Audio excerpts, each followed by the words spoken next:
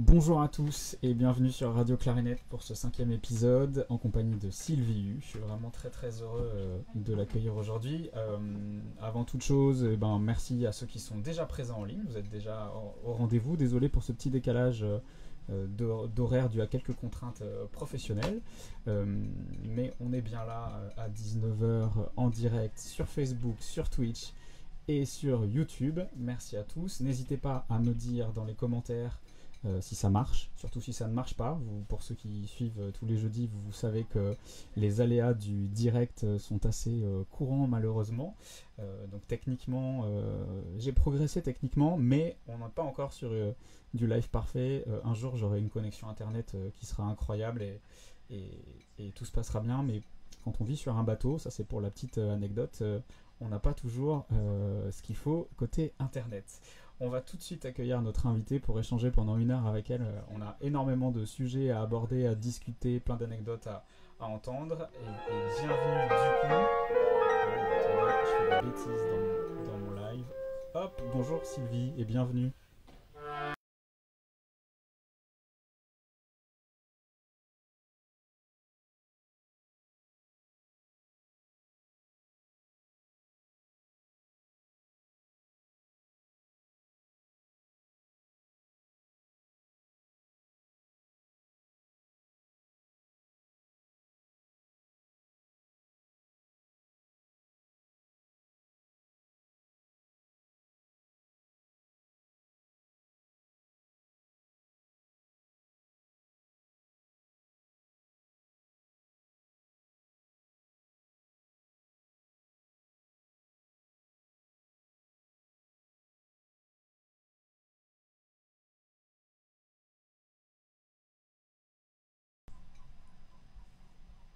En parlant de ce merveilleux orchestre d'harmonie de la garde républicaine, voilà, qui a tant fait aussi pour ce qu'on appelle encore l'école française d'instruments avant. Et voilà, j'étais encore de concours aujourd'hui pour un recrutement d'un trompette cornet. Et j'ai entendu vraiment, bon, il n'y avait qu'une place malheureusement, donc forcément des déçus, mais des gens très forts, très bon niveau.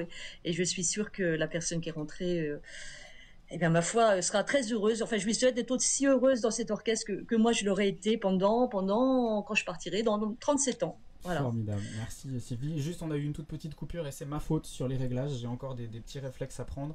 Juste le début quand tu as présenté le morceau, sinon tout le reste on t'a entendu. Est-ce que tu peux juste redire quel est ce morceau, s'il te plaît? Oui, c'est Fête de Claude Debussy, donc dans une version pour harmonie, et c'était interprété par l'orchestre de la garde républicaine, l'orchestre d'harmonie. À quelle occasion, juste par curiosité? Oh, c'est un enregistrement, c'est un disque Voilà, qui a été super. fait il y a fort longtemps maintenant. D'accord, Voilà. très bien, merci beaucoup. Et bien justement, avant de parler de la garde républicaine, moi j'aime bien commencer par parler un petit peu du parcours des clarinettistes que j'invite et avec qui j'échange. Est-ce que tu veux bien nous retracer un peu d'où tu viens, comment tu en es arrivé à la clarinette, pourquoi tu as continué la clarinette, pourquoi tu en as fait un métier? Moi, en fait, je suis arrivée un petit peu par hasard sur la clarinette, parce que je voulais pas faire de clarinette, je voulais faire du cor. Ah, bel Et instrument. bel instrument. Et à l'époque, on habitait avec mes parents donc dans une toute petite ville, Falaise, donc dans le sud du Calvados. Et Falaise, tout simplement, à l'époque, c'était une micro-école de musique et il n'y avait pas de professeur de corps. Donc, eh bien, donc ça a été la clarinette. Je savais pas très bien ce que c'était qu'une clarinette d'ailleurs. Bon, et puis donc j'ai eu un premier professeur donc à l'école de musique de Lisieux. Je suis normande et j'ai passé toute mon enfance dans cette belle région de Normandie. J'ai eu mon premier professeur, c'était Monsieur André Petit à l'école de musique de Lisieux, et qui m'a vraiment débuté. Et ensuite, eh bien, je suis allée travailler la clarinette avec Jacques Milon, donc qui était clarinettiste basse à l'opéra. Et donc ça, c'est à l'école de musique de Créteil. Et là, je suis restée vraiment très nombreuses années avec Jacques Milon. Et à la suite de ça, donc bon bah moi j'avais évidemment beaucoup d'admiration pour mon professeur, pour Jacques Milon, qui m'a vraiment vraiment, vraiment mis le pied à l'étrier. Et puis ensuite, eh bien, j'ai été poursuivre mes études chez Guy Deplu, d'abord au conservatoire du 12e arrondissement, où il enseignait. Et puis après, j'ai passé le concours d'entrée au CNSM et je suis rentrée au CNSM et j'ai vraiment vécu ma scolarité avec beaucoup de bonheur parce que vraiment, je m'entendais très très bien avec Maître Guy Deplu qui m'a énormément apporté. On va reparler de Et Guy de voilà. plus et on va reparler Voilà du CNSM juste ma après. carrière d'étudiante, disons. C'est une très belle carrière d'étudiante. À quel moment on décide que la clarinette, ça peut être un métier? Est-ce qu'il y a un déclic? Est-ce qu'il y a un amour progressif qui s'installe? Comment tu t'es dit, je veux faire ce métier-là, je veux passer ma vie avec ma clarinette?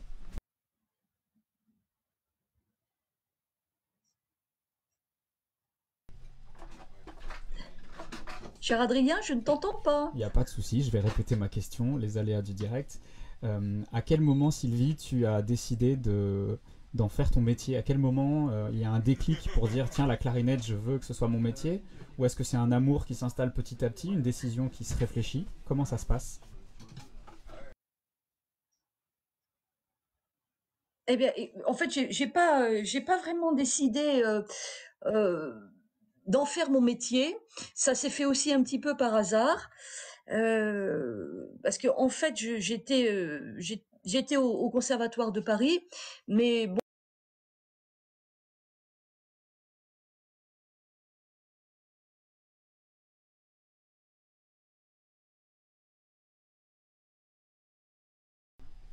Et voilà, seulement au bout de 10 minutes, même pas 10 minutes de live, déjà un premier problème technique.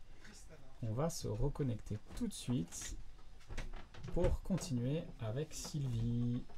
Malheureusement, sinon c'est pas drôle. Hop. On attend la reconnexion. Je suivais donc des études universitaires que j'ai pu pousser assez loin. Et comme je suis passionnée, autant passionnée par la littérature que par la musique, bah, j'avais vraiment beaucoup de plaisir à faire les deux. Et puis, donc, finalement, il y a eu un concours de recrutement à l'Orchestre de la Garde républicaine. Et alors, j'étais encore étudiante au CNSM. J'ai passé le concours. Ce jour-là, c'est moi qui ai remporté la palme. Et voilà. Donc, c'est un petit peu par les hasards du concours que je suis rentrée dans la carrière, comme on dit dans la chanson. Merci, merci Sylvie. J'en profite pour passer le bonjour à Patrick Sautour qui te passe le bonjour, qui est là. Merci pour les petits conseils, Patrick, dans les commentaires. Bonjour à Franck Denise, bonjour à Jean-François Bescon. Bonjour Patrick. Qui t'embrasse et qui dit Sylvie U, interprète sensible. Qu'est Sylvie U? Merci pour ces petits mots très sympathiques. Merci les amis. Du coup, on va parler donc d'une rencontre qui compte beaucoup pour toi, d'un passage de ta carrière qui compte beaucoup pour toi. C'est donc la classe au CNSM avec Guy Deplu. Pour ceux peut-être les plus jeunes qui ne nous connaissent pas, j'ai même une photo de Guy Deplu à montrer que tu m'as gentiment donné, prêté, envoyé. Pour que les gens la voient. Qu'est-ce que tu veux nous raconter de ces échanges et de cette rencontre avec Guy Deplu? Qu'est-ce qui t'a apporté?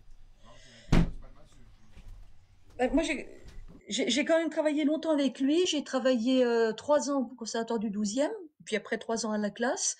Donc, c'est quand même un grand maître que j'ai vu 2 fois par semaine pendant 6 ans. Donc, ça marque. Et j'ai appris avec Guy Deplu la rigueur. C'était un artiste qui était très exigeant avec ses élèves, mais certainement encore plus exigeant avec lui-même. Et ce qui me fascinait chez lui, c'est qu'il avait réponse à tout, mais pas dans le sens de réponse à tout, de pédanterie, tout ça. C'était quelqu'un de très très modeste et il avait une science de la clarinette extraordinaire, c'est-à-dire il avait tout fait en fait. Le classique, l'opéra, les plus grands orchestres, la carrière de concertiste, la musique contemporaine. Euh, il connaissait tout. Donc, on avait un problème technique. Maître, je ne sais pas comment faire ça. Est-ce qu'il y a un doigté pour ça? Il trouvait toujours. Et même quelquefois, il dit, je te le dirai la prochaine fois. Et il cherchait lui-même. Donc ça, c'était vraiment, vraiment impressionnant. Et bon, en plus, je dois dire qu'il a été également très bienveillant. Moi, quand je suis rentrée à la classe, j'étais la seule fille à l'époque. Je crois qu'avant moi, il y avait eu 3 ou 4 clarinettistes femmes. Donc, c'était encore un peu, on nous regardait un petit peu comme un peu des extraterrestres. C'était pas très facile. Je dois dire que c'était pas excessivement confortable à l'époque. Et Monsieur Deplu, pour ça, avait su vraiment me mettre en confiance, me donner les méthodes de travail. Et bon, je sentais qu'il me portait. Et c'est pour ça je lui en serai éternellement reconnaissante. J'ai d'ailleurs une autre photo à montrer, en plus de celle de Guy Deplu, c'est celle de la classe que tu m'as envoyée, la classe du CNSM de l'époque, que j'affiche en ce moment. Tu étais avec qui? Alors, on va forcément en oublier. On sait que Jean-Marie Paul, que j'ai accueilli pour la première émission de Radio Clarinette, reconnaîtrait en quelques secondes toutes les têtes de cette photo autour de Guy Deplu. Mais toi, est-ce que tu peux nous citer tes camarades les plus proches de l'époque dans cette classe? Alors, eh bien, il y a Yusuke Noda, qui est maintenant clarinettiste dans un grand orchestre au Japon. Il y a Philippe Béraud, me semble-t-il, qui est derrière, à droite sur la photo, en bout de rang derrière. Il y a Jean-François Verdier. Donc, on a eu tous les trois notre prix ensemble, Philippe Béraud, Jean-François Verdier et moi. Il y a également John Cruz, qui est danois, Francisco Prieto, espagnol. Qu'est-ce qu'il y a? Pierre Chapuis. Il doit y avoir Serge Comte aussi. Pierre Dutrieux, qui est professeur à Cergy-Pontoise, est vraiment spécialisé dans la musique contemporaine et la clarinette basse. Voilà, bon, c'est comme ça de mémoire. Non, mais bravo, bon, belle mémoire, sans voir la photo. On était toute la classe, donc ils je sont précise encore. aux gens que la photo, voilà. Les gens la voient, mais je m'excuse pour ceux qui ne me reviennent pas à l'esprit maintenant, mais j'ai pas la photo sous les yeux, malheureusement. On peut compter sur Jean-Marie Paul pour rajouter les noms que tu as oubliés. Et bien sûr. Il ne faut pas que j'oublie notre pianiste, Cécile Hugonard-Roche, grande pianiste.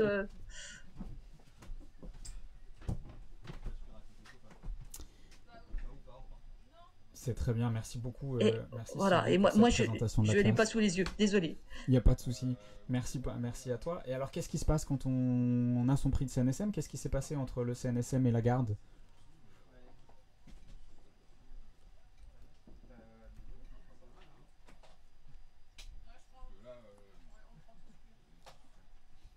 Je pense que tu m'as demandé quelque chose, mais j'ai pas entendu.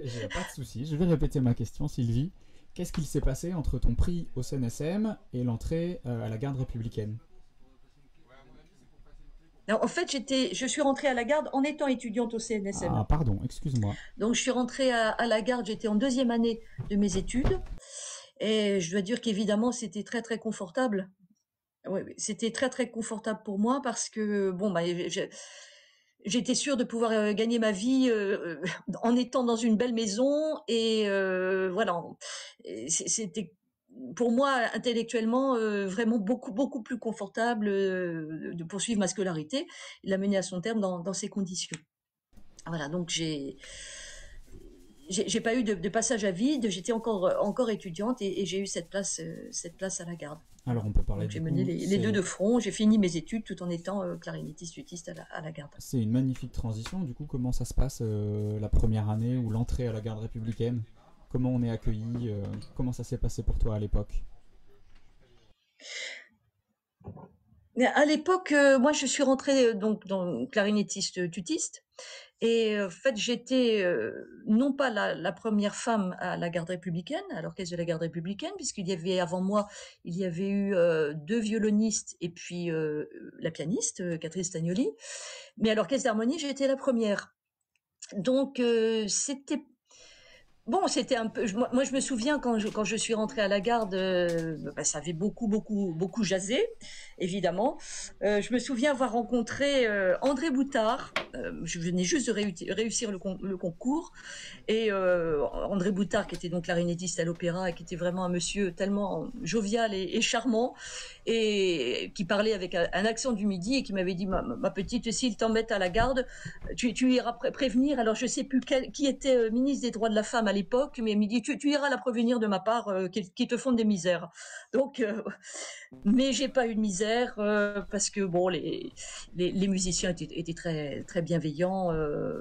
Vraiment, ça s'est très très bien passé. Quand tu Mais dis que c'est sûr qu'à ça... l'époque, bon, étant première femme clarinettiste, il y avait encore assez peu de femmes professionnelles dans les instruments avant, dans les orchestres français tout du moins.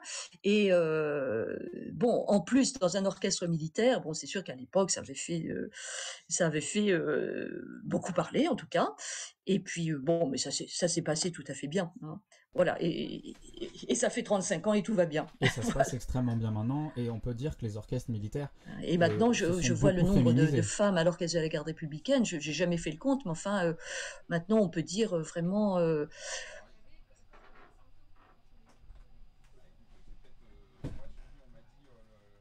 Oui, bien sûr, de façon générale, de toute façon, et à l'orchestre, bon, peut-être il y a un tiers de l'ensemble des orchestres de la garde républicaine, c'est-à-dire orchestre à cordes et orchestre d'harmonie. Donc, à mon avis, il y a plus d'un tiers maintenant des effectifs qui sont féminisés. Et pas que dans les instruments à cordes, Oui, bien c'est sûr. vrai, c'est très bien. C'est une Voilà. belle évolution Donc je pense d'ici pour ça. quelques années, ce sera vraiment 50-50. D'ailleurs, on le voit bien dans les élèves que nous avons, dans les conservatoires. Maintenant c'est vraiment 50-50. Et tant mieux. Je vais tenter, Sylvie, Et tant mieux, bien de sûr. passer un petit extrait que tu m'as demandé de passer, qui est le Boléro de Ravel. On va essayer techniquement de passer ça. On va voir si ça se passe bien pour entendre justement l'orchestre, entendre et voir l'orchestre.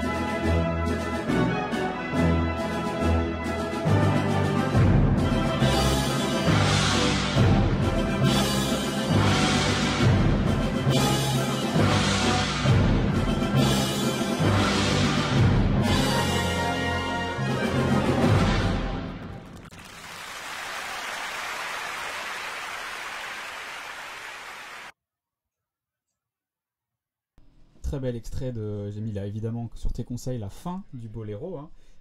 Pièce qu'à la garde républicaine vous avez quand même l'habitude de jouer très régulièrement, j'imagine, en tournée, que ce soit en France ou en tournée à l'étranger.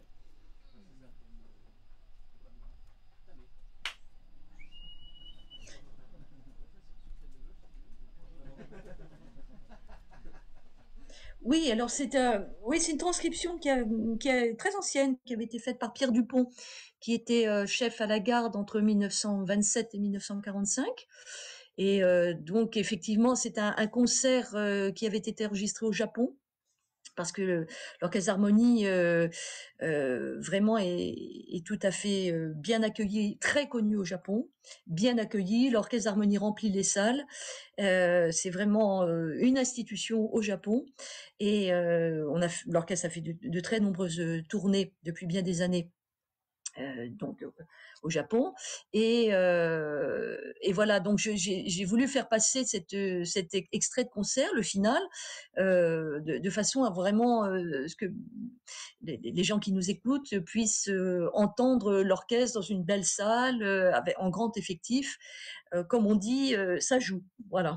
Je suis entièrement d'accord, ça joue très très C'est bien. pas une réputation usurpée, bien au On est contraire. d'accord, et j'invite même les gens à taper, donc à aller chercher l'orchestre de la garde républicaine sur YouTube, cette version du boléro, parce qu'en plus, comme tout le monde connaît le boléro, les solos du début, dont le tien, sont absolument magnifiques, donc c'est une très belle version à aller écouter absolument en entier pour ceux qui ont le courage d'écouter le boléro en entier. Euh, Moi, je voudrais dire un petit mot sur la garde républicaine. Moi, j'en entends parler depuis que je suis très jeune, parce que j'ai fait mes études à Limoges, tu le sais, la plupart des gens le savent aussi, ceux qui me connaissent en tout cas, que je suis assez fier de mes origines limousines. Il se trouve qu'à Limoges, le professeur qui est parti en retraite récemment, mais que j'ai eu la chance d'avoir, s'appelle Jean Espuna. Donc autant dire que moi j'entends parler de Sylvie Hu et Richard Rimbert que j'ai eu en interview il y a quelques semaines. À peu près tous les cours depuis, j'exagère un peu, mais presque tous les cours depuis pendant que j'étais étudiant au conservatoire de Limoges. Est-ce que tu as des choses à nous raconter un peu sur ces années en collègue, ami, de collaboration avec Jean Espuna? Une petite anecdote. Ah oui, oui, oui. Alors avec Jean, d'abord, Jean, en fait, était mon voisin de pupitre quand j'étais donc tutiste, parce que je suis rentrée donc clarinette tutiste, clarinette Durand, donc en 1985, et je suis passée soliste en 88. Donc, lorsque je suis rentrée, j'étais donc deuxième clarinette, j'étais devant, et j'étais juste à côté de Jean, parce qu'en fait, on est rentrés ensemble avec Jean. Et Jean, bon, quelqu'un tellement gentil, enfin bon. Et le nombre de fois qu'il m'a, le lundi matin en répétition, Jean, est-ce que tu peux m'arranger cette clé-là parce que je sais pas, elle remonte pas assez vite et tout. Il savait, c'est un magicien, il savait arranger des trucs sur les clarinettes. Alors le nombre de fois qu'il m'a arrangé des petites choses sur ma clarinette, toujours gentiment. Et puis, alors on est très très repérable parce que Jean est plutôt très grand. Et moi, j'ai un peu oublié de grandir.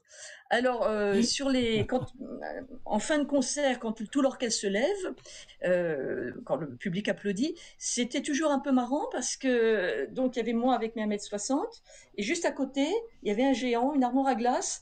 Donc c'était un peu visuellement, c'était un peu étrange quand même. Avec une très belle moustache Et à l'époque. puis, tu parlais de Richard, alors oui, bien sûr, bien sûr. Et alors la moustache pour Jean, pas pour Richard. Tout à fait. Et Richard, donc, lui, était rentré quelques années, peut-être 2, 3 ans avant moi. Et on faisait une petite bande de jeunes. Il y avait, on était rentrés à peu près en même temps. Donc, il y avait Richard, il y avait regretté Dominique Gobert, il y avait Alain Acabo, et il y avait moi. Et on était toujours à peu près ensemble. Et je me souviens d'un jour où on faisait un concert avec l'harmonie à Salbris. Et on avait pris le bus de la garde pour nous emmener au concert. Et on était arrivés très très en avance. Et on avait peut-être 1 heure à tuer avant le raccord. Et je me souviens, on était allé prendre un café. Il faisait très mauvais. C'était bon, c'était l'hiver, il pleuvait. On était allé dans un petit bistrot prendre un café en attendant le raccord. Et il y avait un baby-foot. Et on s'est mis à faire une partie de baby-foot, mais enfin, on a joué pendant 1 heure, quoi. Et puis tout d'un coup, on s'est dit, bon, on va aller à la répétition. Et évidemment, erreur de jeunesse, 1 heure de baby-foot, et puis après prendre la clarinette. Heureusement que c'était dans une église, ça résonnait un petit peu, parce que ça marchait moins bien. Moi, personnellement, je pense pas avoir mis toutes les notes, parce que j'avais un peu les mains tétanisées, mais pas le baby-foot. Alors, ça, c'est pas très glorieux. Qui a gagné? Voilà. Est-ce que tu te rappelles qui a gagné au moins à l'époque? Voilà, mais bon, je crois que pour le concert, ça a été quand même. Il y a des restes, ça s'oublie pas comme ça, mais oh, je sais plus, mais de toute façon, on trichait. Peu importe. L'important, c'était de tricher. Non, surtout l'important, c'était de passer un bon moment ensemble. Je me souviens, c'était de cette partie où vraiment on était très, très copains, quoi. Voilà. C'est très chouette et surtout on est d'accord que cet esprit à la garde républicaine est resté. On est d'accord quand on entend parler du pupitre de clarinette mais aussi des autres pupitres de la garde républicaine. C'est un orchestre où il y a une bonne ambiance et où les choses se passent vraiment bien. Oui. Moi, franchement, je trouve que c'est un orchestre où il y a vraiment une bonne ambiance, où les gens s'entendent bien. Là, on a vraiment toute une génération de gens, de jeunes gens, de jeunes musiciens talentueux évidemment, puisqu'ils ont réussi le concours et que le concours est difficile. Bon, à des gens qui ont moins de 30 ans, enfin, moi je pars l'esprit tranquille parce que je sais que l'orchestre de toute façon, la qualité va aller comme ça et vraiment des gens très professionnels, très sympathiques, soucieux de bien faire. Enfin, vraiment, c'est vraiment un régal, Ouais, vraiment, c'est très vraiment. chouette, Et en plus, c'est un d'entendre orchestre ça. où on s'entend bien. Donc voilà. C'est formidable. On va quitter un peu la garde républicaine et parler de ton travail de création, d'arrangement, de travail sur le répertoire Pardon? que tu peux faire.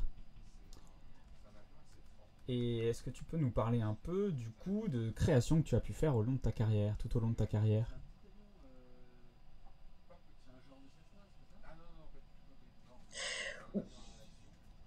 Oui, alors moi j'aime bien un peu fouiner les bibliothèques.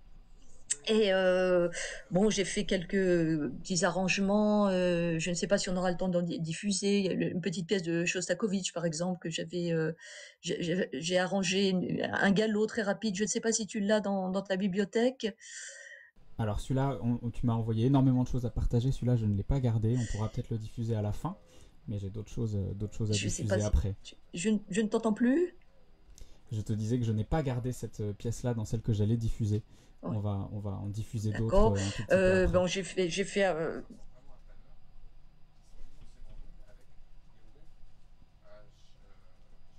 c'est pas grave.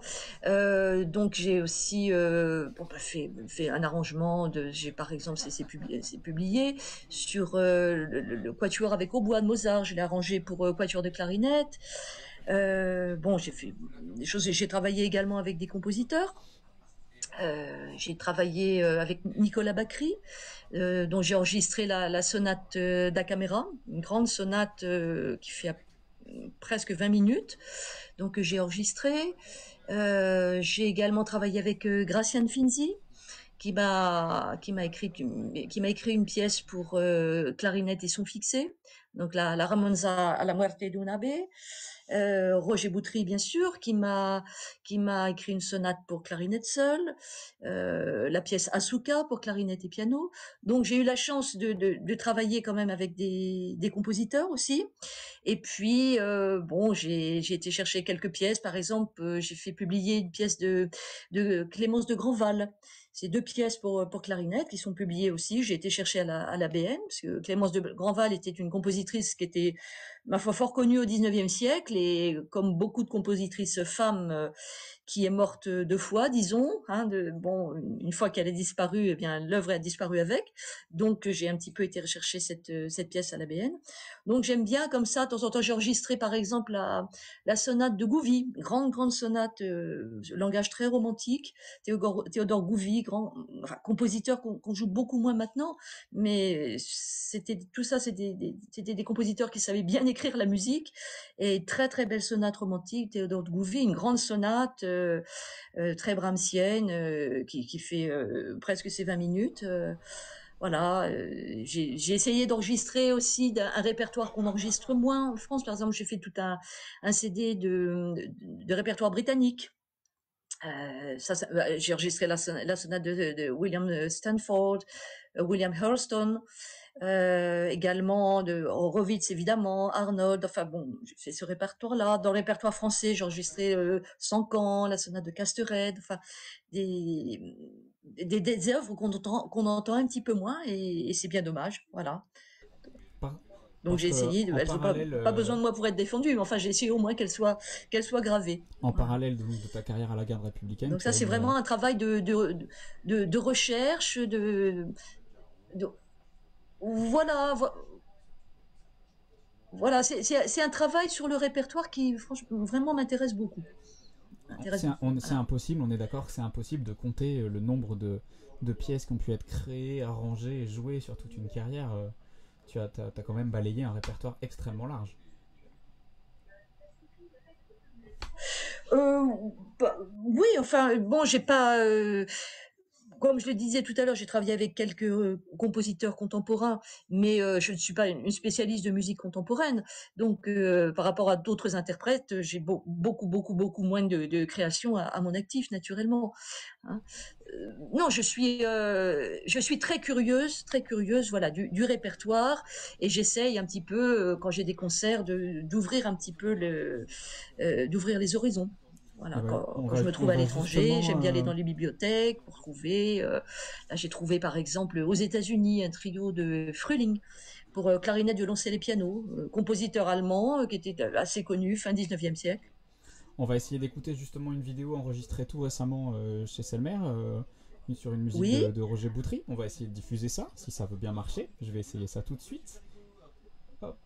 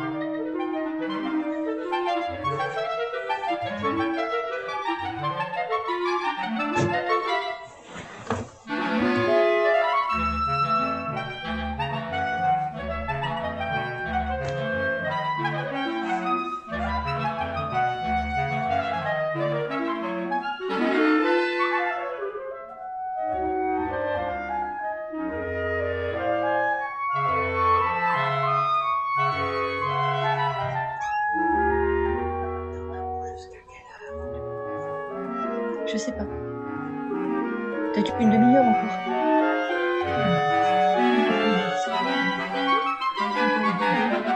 Oui. Non, 8 heures.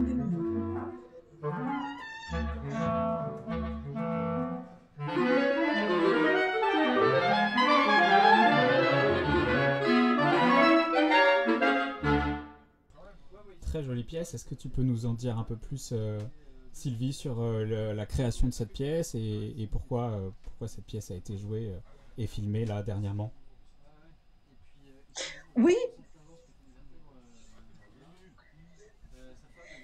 alors en fait, cette pièce, donc ce quatuor de clarinette, donc qui est en fait une pièce, c'est un quatuor avec clarinette principale, concertante.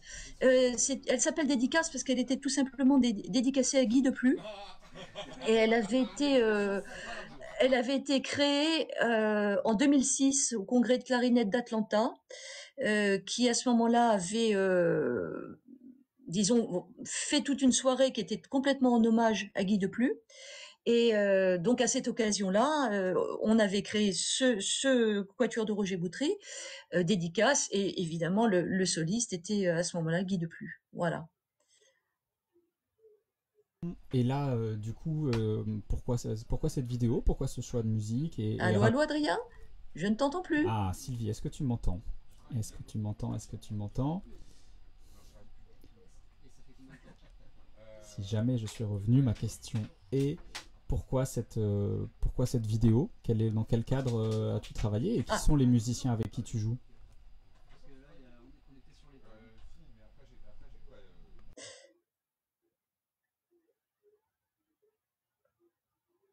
pourquoi?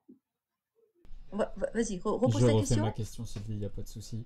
Je demandais juste, donc la vidéo que je viens de diffuser, pourquoi elle a été tournée, avec qui elle a été tournée, est-ce que tu peux nous Ah, raconter ça? voilà, tout à fait. Alors ça, c'est un joli projet qui est tout proche. En fait, c'est la semaine prochaine. C'est une académie virtuelle qui se tient avec l'Université du Michigan et qui est donc organisée par Selmer. Et Guy Yehuda, donc, est professeur à l'Académie du Michigan. Et ça va être pendant 5 jours, des masterclass, des concerts donc qui seront diffusés, visite des usines Selmer. Enfin bon, il va y avoir vraiment un symposium autour de la clarinette, avec un symposium pédagogique évidemment. Et donc dans le cadre de cette académie, c'était vraiment un joli projet avec des étudiants qui viennent de partout, essentiellement américains mais pas que. Donc, il y a une partie concert et j'ai donc enregistré ce quatuor pour ce concert avec trois de mes étudiants. Et donc, on a enregistré ce quatuor dédicace. Et puis, bien évidemment, la guise-ganderie de Jean-Jean que j'ai arrangé pour clarinette soliste et quatuor de clarinette et une basse électrique. Voilà, Très parce que j'ai chouette. un étudiant qui joue de la basse électrique. Excellent. Alors du coup, ça me fait une transition parfaite pour parler de pédagogie. Où est-ce que tu enseignes? Qu'est-ce que tu fais? Depuis combien de temps? Comment ça se passe pour toi, la transmission de la clarinette? La transmission, c'est quelque chose qui pour moi est fondamental. C'est que pour moi une valeur à laquelle je tiens beaucoup de voilà de transmettre tout ce que j'ai pu recueillir moi de mes professeurs. C'est comme une chaîne qui se transmet et j'essaye de faire ça le mieux possible, bien évidemment. Et donc, les activités pédagogiques occupent une place très importante pour moi aussi. J'y attache vraiment, j'y passe beaucoup de temps. Et donc, je suis professeure au CRD du Paris-Saclay. Donc, les locaux, c'est sur la ville d'Orsay, mais c'est Paris-Saclay. Et bon, là j'ai donc ce poste-là. Et également, j'ai fait beaucoup d'ouvrages pédagogiques, en particulier une méthode pour les petits, les débutants, donc en 2 volumes. Ça s'appelle l'apprenti clarinettiste. Donc c'est conçu pour les enfants à partir de 8 ans environ. Donc c'est censé les mener enfin suivant la rapidité de la progression de l'enfant, de 8 jusque vers 11-12 ans. Et puis, comme on a des élèves de plus en plus jeunes, j'ai également fait une méthode pour les tout petits, donc qui s'appelle Clarinette et boule de gomme. Ça s'est sorti il y a 1 an maintenant, et c'est vraiment pour des enfants de 7 ans à peu près. Voilà, avec simplement un abord, de la première octave, du sol au sol. Ouais, j'ai Voilà. montré la couverture Et de puis ce des recueil. rythmes fondamentaux, voilà, tout ça de façon assez ludique. J'ai montré donc la couverture de ce recueil qui est effectivement très sympathique. J'ai eu la chance de le découvrir. Alors, Tu nous en as offert un. Et j'ai pu donc découvrir ce recueil très sympa. Je viens de... alors j'ai fait des études également. Alors ça c'est plus pour le 2e cycle. C'est mes études ethniques. Donc je suis allée à la pêche de mélodies populaires du monde entier et je les ai arrangées sous forme de morceaux, mais de morceaux où il y a quand même des petits points techniques un petit peu casse-pieds. Donc c'est vraiment dans l'esprit d'étude, mais qui soit quand même assez mélodique et plaisante à travailler. Voilà. Oui, d'ailleurs, pour l'anecdote, Oïpidouya, qui est macédonien, traditionnel macédonien, est l'étude préférée de mes élèves pour information. Bon, écoute, j'espère que ça durera leur On aime, enthousiasme. on Hein. aime beaucoup. Je profite aussi pour te passer le bonjour en live de Frédéric Sueur qui dit bonsoir Sylvie, on se voit bientôt. Bon, oui, avec plaisir. Tout à fait. Voilà. Et Bonjour bonjour Frédéric. Frédéric, moi aussi, effectivement, bonjour Frédéric. On a parlé de plein de choses déjà. On va écouter un petit peu de musique et tu vas nous dire juste après. On va d'abord écouter et après tu vas nous dire ce que c'est. Hop, c'est parti.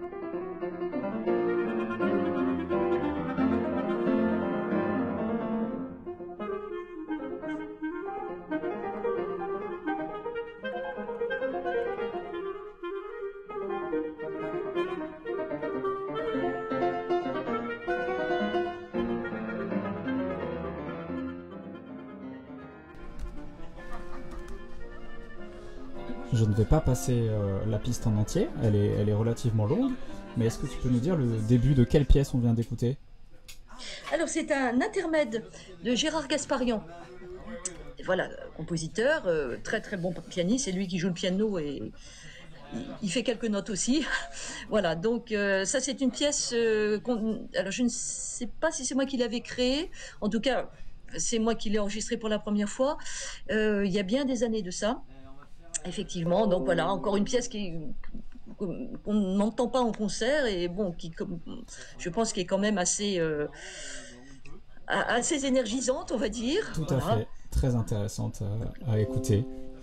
C'est une très chouette pièce que Dans je... les projets, par exemple, on, on parlait de... Par exemple, il y a une pièce moi, que j'ai jouée dans un congrès qui s'appelle L'éloge de la folie d'Anthony Girard, par exemple, qui est une pièce magnifique aussi, voilà, qu'on ne joue pas, ou en tout cas très peu, hein, donc compositeur contemporain et très très belle musique. Et là, dans les projets, je vais faire, lorsque la situation sera, j'espère, rapidement, rentrera un petit peu dans l'ordre au Japon, un concerto de Michel Chevreau. Alors, c'est un concerto de clarinette qui était déjà enregistré pour clarinette et orchestre symphonique. Et Michel en a fait une transcription pour clarinette et orchestre d'harmonie. Et nous avons pour projet de le créer au Japon. Ça devait se faire avant tous ces événements que nous connaissons tous, Oui, mais voilà, quand on ça va ira mieux, je espérer pense que que ça se ça fasse sera à très nouveau bientôt. d'actualité. Exactement. On va espérer que ça s'enchaîne et que les concerts puissent reprendre pour absolument tout le monde.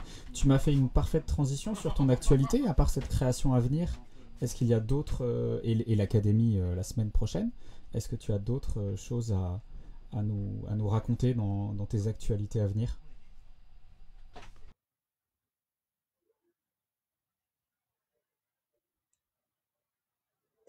Euh, Présentement, non. Bon, les concerts à l'Orchestre de la Garde, comme dans nombre d'orchestres, vont reprendre bientôt, et je crois avec force et vigueur à partir de cet automne. Donc ça, je trouve que c'est déjà un beau projet bien enthousiasmant. Et puis donc cette académie la semaine prochaine avec l'université du Michigan, qui est vraiment un très très joli projet, Oui, même virtuel, c'est mais ça déjà fait rien. de très beaux projets dont on a déjà parlé. J'ai l'habitude de demander dans cette émission toutes les semaines aux clarinettistes donc professionnels que je reçois qu'est-ce qu'ils raconteraient à la jeune génération de clarinettistes. Qu'est-ce que tu dirais à des étudiants clarinettistes dans cette période un peu compliquée? Qu'est-ce que tu leur conseillerais? C'est des conseils à des jeunes clarinettistes. Tout à fait.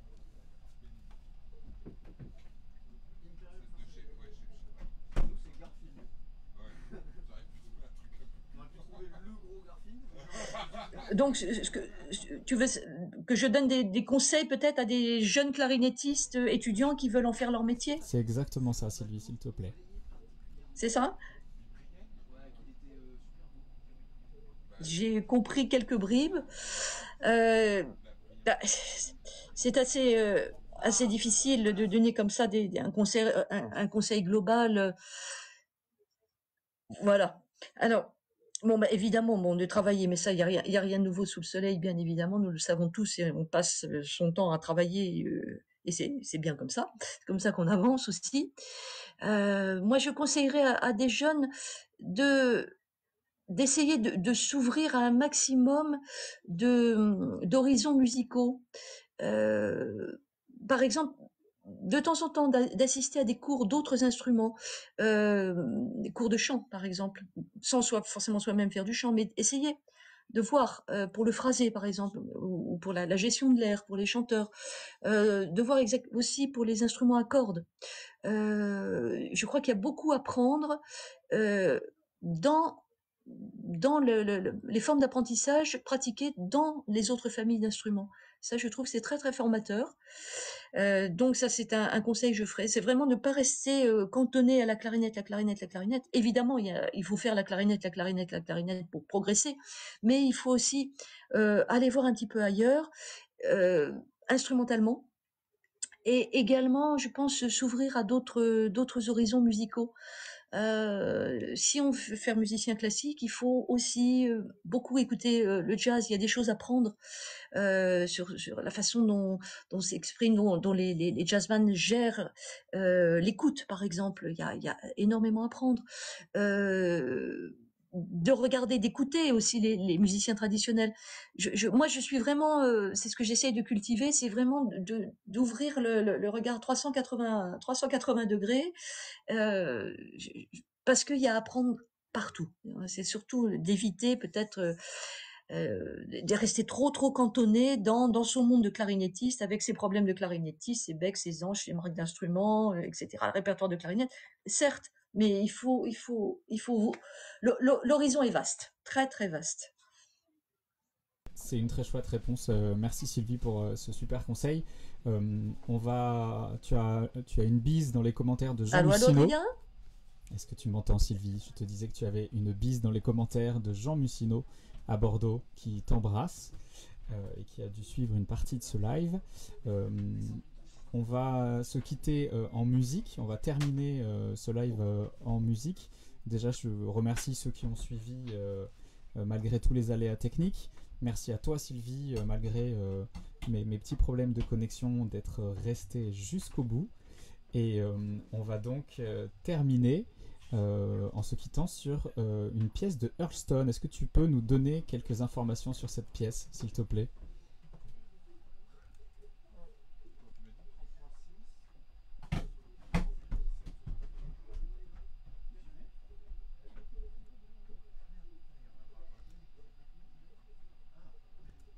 Est-ce que tu m'as entendu, Sylvie? Non, je ne t'ai pas entendu, Adrien. Excuse-moi. C'est moi.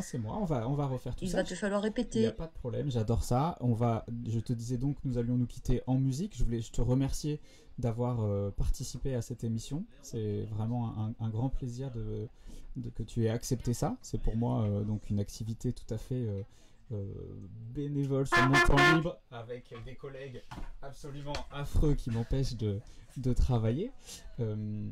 Et je te disais donc, nous allons terminer en musique avec une pièce de Earlston. Est-ce que tu peux nous dire quelques mots sur cette pièce, s'il te plaît?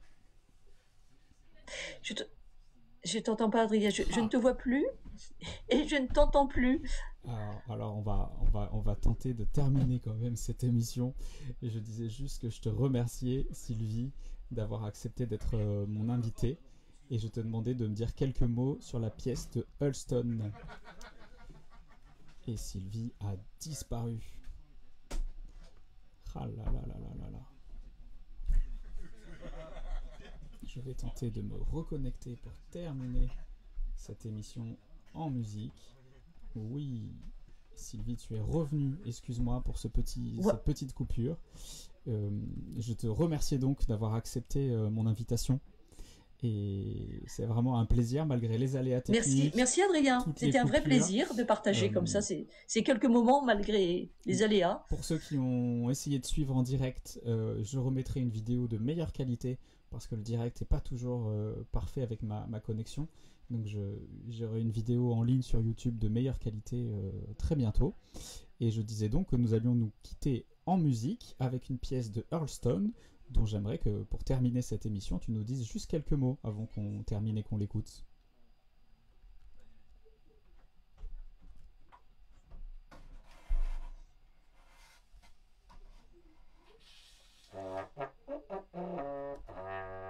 Oui, ça c'est un disque que j'avais enregistré, donc je l'ai dit tout à l'heure, consacré au répertoire britannique. Et ces Four Pieces de William Hurlstone sont vraiment délicieux. C'est des petits bonbons anglais, enfin pas que, parce que la dernière est quand même très romantique, très tourmentée aussi. Et c'est vraiment de la très très jolie musique de chambre. Il a pas vécu vieux, je crois qu'il est mort vers 25 ans. Il a très très peu écrit, écrit pour le basson aussi. Et c'est vraiment, c'est très joli, c'est très bien fait. En concert, ça passe très très bien. Voilà. Donc une petite découverte. Merci beaucoup à toi Sylvie. Je te souhaite une très très bonne soirée. Encore toutes mes excuses pour ces aléas techniques. Et à très bientôt en vrai pour de la musique, des échanges et plein de belles choses.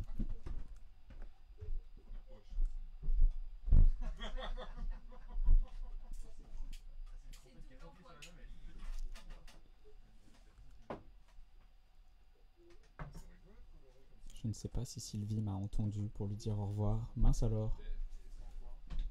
Sylvie, m'as-tu entendu te souhaiter une très bonne soirée?